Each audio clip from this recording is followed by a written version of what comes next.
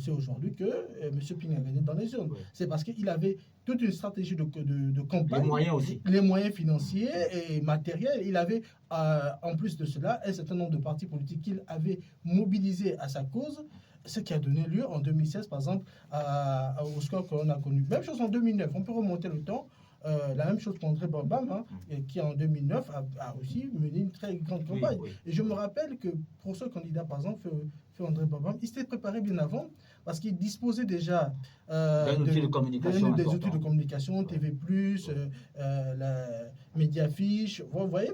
Et lorsqu'il est arrivé, on était tous surpris qu'il ait un score aussi important pour un ancien ministre. Mais parce que justement, il avait déjà, même en étant au gouvernement, sous Omar Bongo Père, préparé sa candidature à l'élection présidentielle de 2009.